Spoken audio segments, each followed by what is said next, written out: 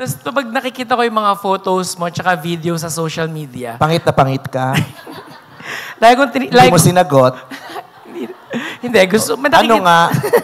Napapangitan ka sa ngipin ko? Nakikita ko lang iba-iba. Yung totoo. Basta may iba-ibang kulay. May shade siya na medyo madilaw, maputi. Tapos lagi ko siyang zinuzoom. Sinecheck ko kung... Hinuhusgahan mo ko. Isa ka sa mga basher ko. Bakit mo kailangan gawin yon? Magpapatawa lang naman ako, hindi pa ba sapat na pinapatawang kita sa abot na makakaya ko? Bakit kailangan mong usisain yung ngipin ko, tapos i-zoom mo, tapos husgahan mo ko? Well, Bastos ka. yung mga kapwa ko dentist, mag-a-agree. Tama naman po ako, di ba? Talaga kumuha ka pa talaga ng makakapiritos ng panghuhusga sa bibig ko. So now, let's have a GGB. Gandang gabi.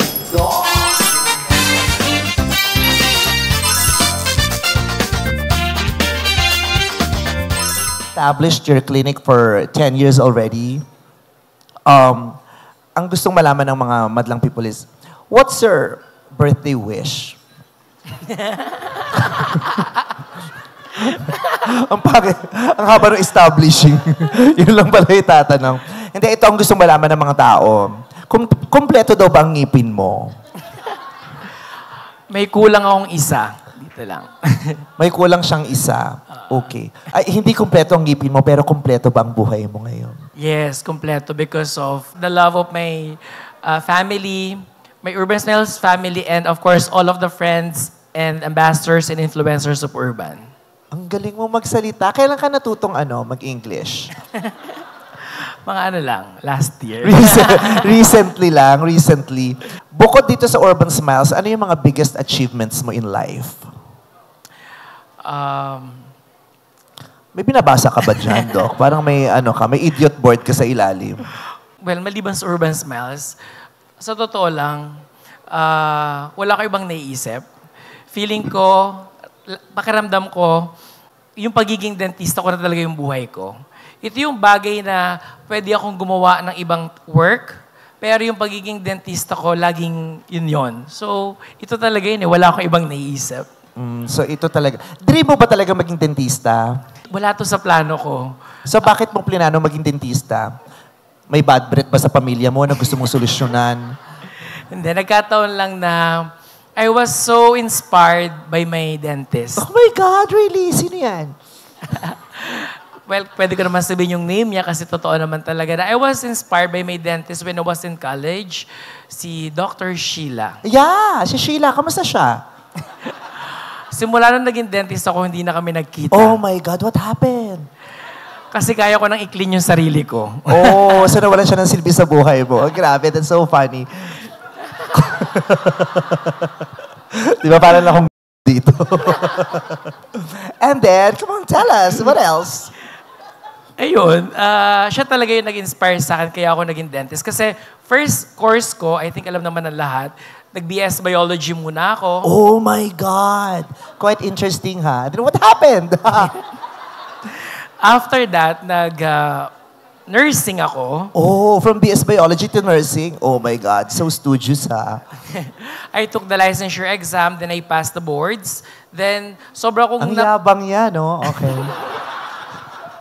Then, sobra kong minahal yung pagiging nurse ko. Kaya, nag-lecture ako sa iba-ibang parts ng Philippines sa board exam. Edi congrats.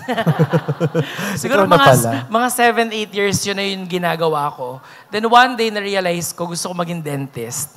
So iniwan ko lahat yon. Then pumasok ako sa dent school. Oh. Anong dentist school yan? Marami akong school. Bakit? Bobo ka ba? Bakit palipat-lipat ka ng school? Masama ba ugali mo? Wala ka masyadong friends? Siyempre, since third degree ko na to, marami tayong kinukonsider. Yeah. Gusto kong isipin na kailangan ko ma-maintain yung pagiging estudyante ko at dapat ma-manage namin ni Sir Ruel ang Urban. So, sabi ko dapat hindi na sobrang hirap na university ako mag-aaral. But of course, sobrang minahal ko. Una, nag-University of the East ako, then nag-National University, then sa clinical part, nag-Our Lady of Fatima University. Saan Fatima? Sa may Valenzuela o yung sa Fairview? Valenzuela. Oh, nga far. Thank you. So, ang ganda-ganda ng kasuotan mo ngayon, ang daming stones, ang daming pakinang, ang daming mga pa-diamonds. Dentist ka naman, ba't hindi mo yung mga nabunot mong ngipin ang nilagay mo dun sa damit mo ngayon? Actually, di ba yung iba pag nagpapagawa ng bahay, bumibili ng mga bato, di ba yung bahay nila gawa sa bato. Naisip mo bang gumawa ng bahay na gawa sa ngipin? Hindi pa. Tapos yung pampadikit nila yung mga... Pampasta. Pangpasta, di ba? Masaya ka naman sa pagdodoktor. Overwhelmed, di ko ma-explain yung happiness na feeling ko nga, totoo ba lahat na nangyayari ngayon? Actually, hindi. Pinagloloko mo lang rin ang sarili mo. Lalo na to, lagi lang ako nanonood ng Gandang Gabi Vice, tapos ako na ini-interview. Hindi ko talaga to naisip na mangyayari sa buhay ko. Ma-meet ka. Remember, nung una kita nakilala, sobrang professional. Kasi Actually, ang Steph nung first meeting natin. Yes, sabi ko, nakakahiya. Paano ko sasabihin yung x-ray niya? Parang ganon. Sobrang tas hindi ko ma-explain. Hindi niya, nahihiya siya kung paano sasabihin, oh my God, Vice ganda. Sikat kaya, pero ang dami mong bulok ng ngipin. May wala akong sinabi. Tapos yun, hindi pa rin nagsisinkin sa akin na lahat to nangyayari. Na parang nararamdaman ko ngayon, maraming challenges, personal and professional, pero pag naiisip at naaalala ko na ang dami nagmamahal sa akin, lalong nagiging matibay yung puso ko na alam ko kaya naming lampasan yung mga challenges. And you are so lucky, you're so blessed kasi overwhelmed ka with positivity, overwhelmed ka with beautiful things, overwhelmed with joy, overwhelmed with friends. Ang ganda ng mga bagay na nakaka-overwhelm sa iyo. 'Di ba? Kasi may mga pagkakataon sa buhay na yung mga tao na-overwhelm ng hindi magaganda. Pero ikaw ang nakaka-overwhelm sa iyo, maganda. At yun ang deserve mo. At masaya kaming, yan ang nakaka-overwhelm sa iyo ngayon. Thank you so much. Sa dami ng mga inaalagaan mo, ang dami mong mga influencers, ang dami mong mga artista na inaalagaan at kaibigan mo. Sa mga influencers at saka sa mga celebrities, sa mga artista na naging pasyente mo, sinong pinakamabaho ang hininga? Hindi kasama ang host, ha? O sige, to be fair, except sa akin. Sorry. Huwag ko na lang sagutin. Meron talaga! Hindi naman. Hindi, joke lang. Bakit mo naisip na to associate yourself and allow yourself to be associated with influencers and celebrities? Kasi ikaw, ang pagkakakilala ko sa kanya kasi, sa panahong nagkasama tayo, pasabog siya, pero very discreet. 'Di ba? Hindi yung pasabog na loud, padama ng presence, padama ng pera, padama ng yaman, ng accomplishments. Very discreet ka lang, pero pasabog ka. So, why did you feel like there was a need for you to have these influencers and celebrities? Actually, walang blueprint, hindi ko pinlano, nangyari lang bigla. Parang nabuntis lang siya. No? Ang tari na pagkakasagot niya, ganyan-ganyan ang sagot ni Janice de Belen dati nung sila ni Aga Mulak. No? Hindi to plinano, but God is with us. Yung gano'n. Ang taray. Pero totoo, hindi ko siya pinlano na yung mga ambassadors, influencers, and artists maging part ng Urban. Ang ginawa ko lang noon, of course, being a dentist, yung trabaho namin bilang dentista ginawa ko. Then, natuwa yung artista na hinandle ko. Natuwa ako kasi nag-invite na siya ng mga kaibigan niya. Then, hindi ko na mamalayan, sobrang andami na. Like ngayon, more than 300 artists, influencers, and ambassadors nasa Urban sila. Parang ikaw ang pinakamaraming endorsers, Dai. Sobrang masaya yung puso ko kasi walang umaalis. Nasa Urban pa rin sila up to this time. Lagi nilang sinasabi kasi I'm building relationships. Totoo naman, after being a dentist, kung ano yung pwede kong i-share being a friend, minsan may diarrhea sila, magtatanong anong gamot.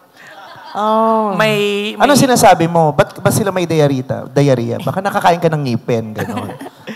Yung mga ganong bagay, kahit ibang mga concerns nila, tinutulungan ko sila. Kasi feeling ko, masaya ako na ginagawa ko yung mga ganong bagay. Anong pakiramdam na ang tagal mo nag-aral ng dentistry, tapos nag-board exams ka, tapos pumasa ka, ang dami mo pinagdaanan sa pagiging dentista. Pero ang itinanong sa'yo, Yung gamot sa diarrhea. Hindi, pero alam mo, kaya dumami ang mga kaibigan mo na nag-endorse sa'yo, kahit hindi mo naman sila hinihingan ng endorsement. Because you are such a good soul. Yung hindi ka naman talaga nagpapa-endorse at saka hindi mo sila kinukuha to have your clinic known para sumikat ka. Hindi ganun eh. Actually, ang intention mo, ang naramdaman ko talaga sa'yo, your intention is to help.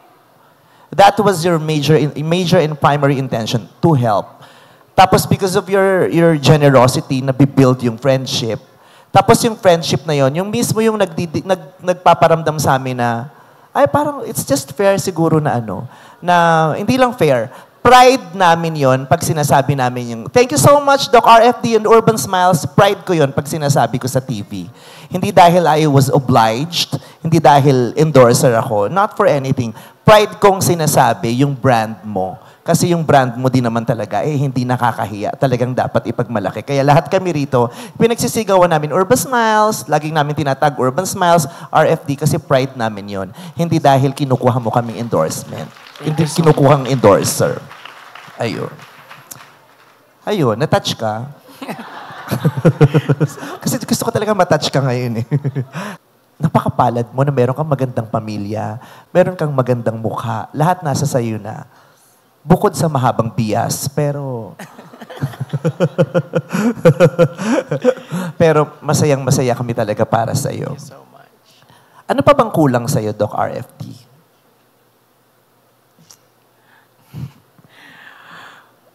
Masayang-masaya na ako eh. Wala na akong nararamdamang kulang. Maliban sa sana ma-maintain ko to, ma-sustain ko, na maging instrument ako ng pagtulong sa maraming tao.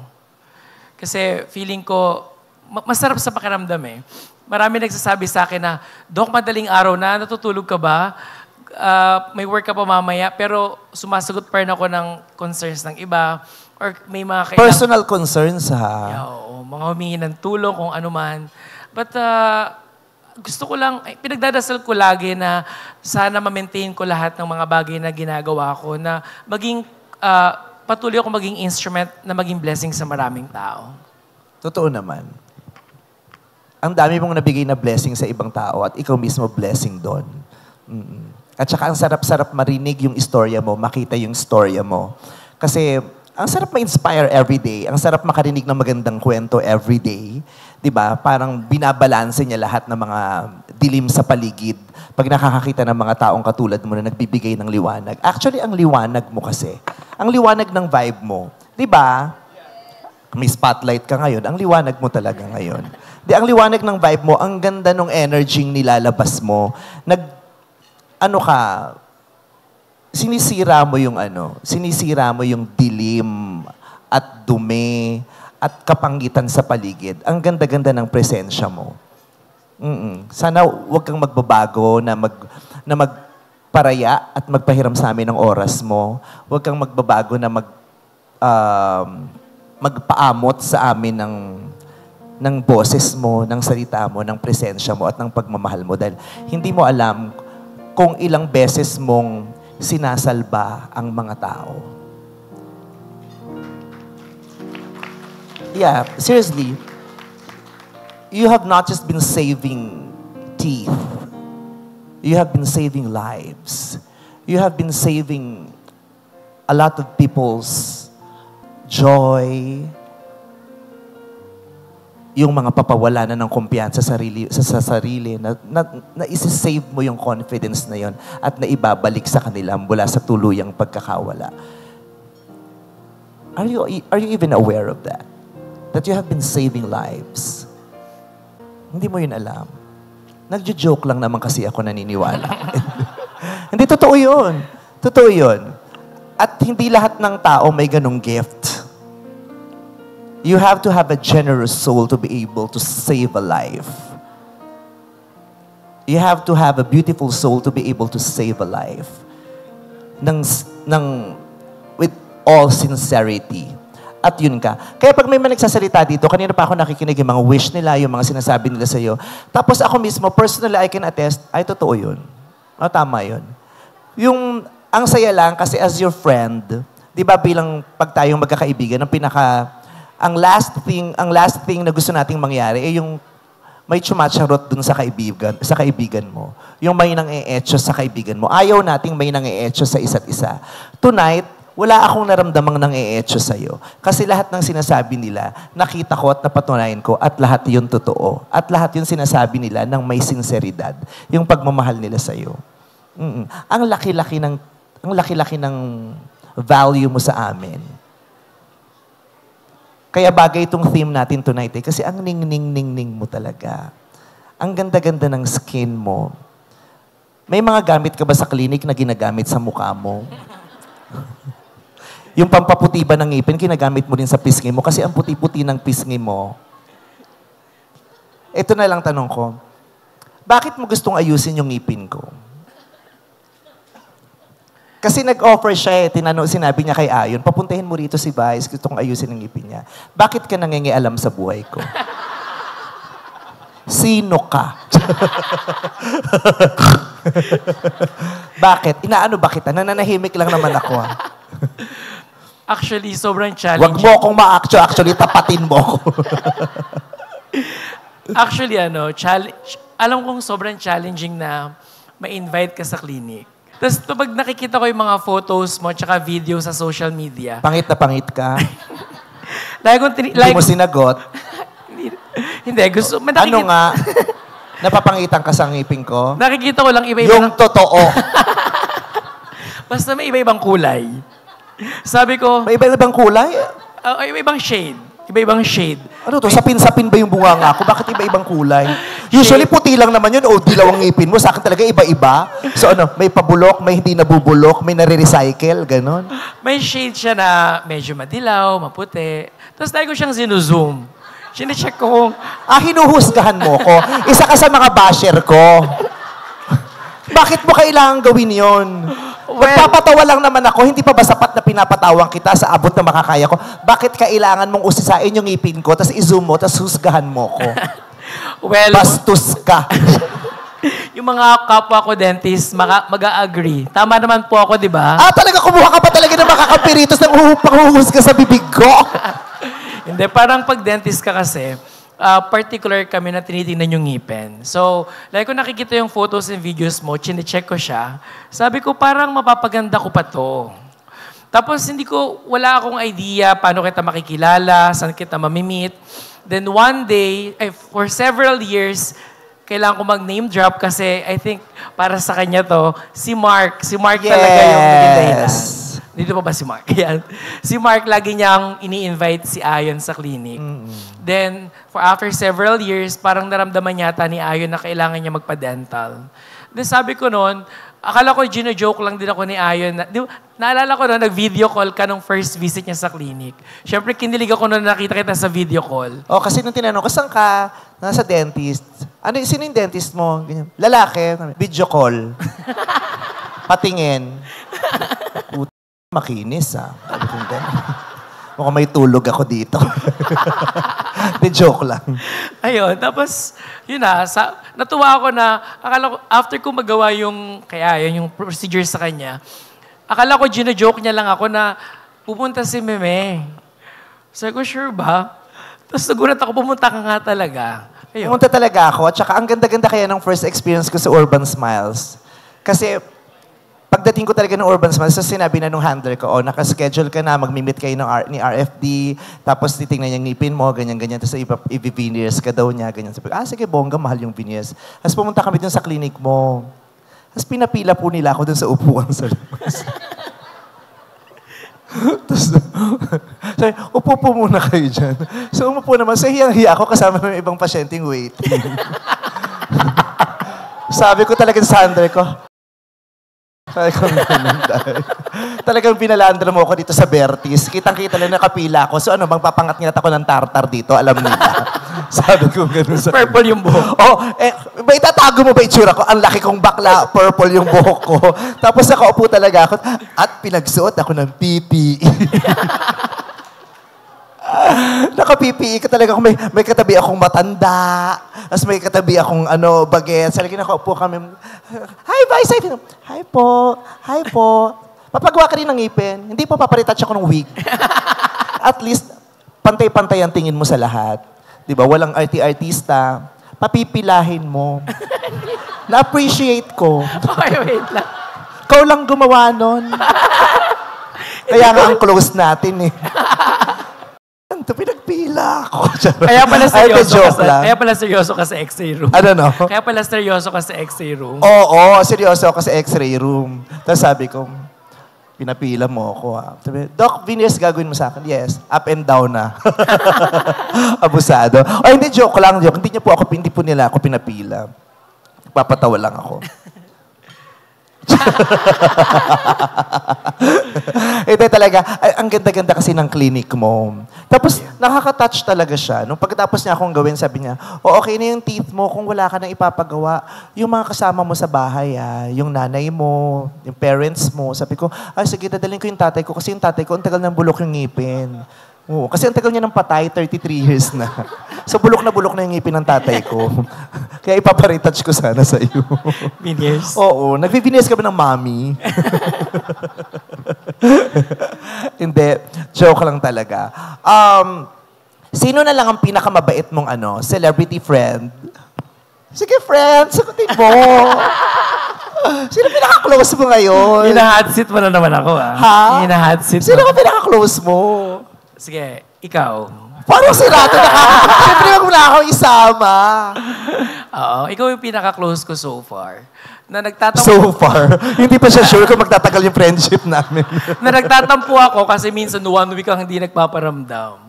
Feeling ko galit ka sa akin or nagtatampo ka. Ngayon nakilala mo na ako, di ba? Oo. Na hindi talaga ako marunong mag-reply. Hindi talaga ako marunong mag-reply kasi matawag ako. Pag nakakabasa ako ng text, lagi ako may ginagawa. So wala akong oras mag-reply ng mahaba. Kaya tawag ako. Pero ito talaga ang pinakamadaling kausap, pinakamadaling ka-text, pinakamadaling tawagan, pinakamadaling ayain. O pag sinabi ko, wala na, babagot ako, nalulungkot ako, gusto kong pumunta sa ganito. Halika, sasamahan kita. Ura-urada, sasamahan niya talaga ako. And sobra akong nagpapasalamat doon. Kasi syempre, marami tayong kaibigan, pero syempre, iba't iba ang priorities ng lahat, maraming ginagawa ang lahat. Pero ikaw, you will always find time for me, and I super appreciate that. Sana nag-enjoy ka sa company ko. Sobra. Hindi, sobra ako nag-enjoy sa company mo. Yung journey ko to knowing you ng mas malalim, ini-enjoy ko yun. Yung mga i-share mo sa akin tungkol sa sarili mo, sa pagkatao mo, sobra siyang enriching. Ang sarap niyang bitbitin, ang sarap niyang pagkatutunan. Kaya yung simula nung unang araw hanggang ngayon, yung pagkakakilala natin, sobra kong ini-enjoy at ang sarap-sarap mong maging kaibigan. Mahal na mahal kita. Mahal na mahal ka ni Ayon. Mahal na mahal ka ng nanay ko, ng mga kaibigan ko. At yun nga, personal kong gustong ipagpasalamat sa iyo. Maraming salamat sa pag-aalaga at pagmamahal mo kay Ayon, na parang kapatid mo talaga. Salamat talaga. Masayang-masaya ako pag ang dami-daming nagmamahal kay Ayon. At ikaw yun, isa sa mga pinakasinserong nagbibigay ng pagmamahal sa kanya. Kasi mahal na mahal ko yun eh. Kaya salamat dahil mahal na mahal mo siya. Hindi ako magbabago. Sa puntong ito ng programa natin, mga kapamilya, kung magbibigay ako ng isang pirasong advice sa'yo, ano man ang mangyari, sa lahat ng mga bagay na matatanggap mo, sa lahat ng mga bagay na mangyayari sa paligid mo, wag na wag kang papayag na may magnanakaw ng kaligayahan mo. Mahirap yun eh. Isa sa pinakamahirap gawin sa buhay ay kung paano mo mapanatiling masaya ang sarili mo. At dahil mahal na mahal kita, ayokong makita kang malungkot. Kaya wag na wag kang papayag na manakaw ang kaligayahan mo ng anuman, ng sino man, kailanman. You have been giving beautiful smiles to a lot of people. At yung ngiti na yon, gusto namin makita namin araw-araw sa'yo. Gusto namin masaya ka kasi pinasasaya mo din kami. I love you.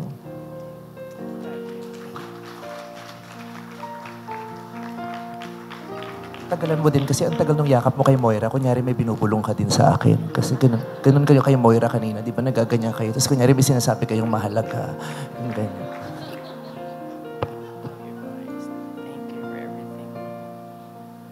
Thank you. Thank you, Lord, for RFD. Thank you so much. Get 'em down, go.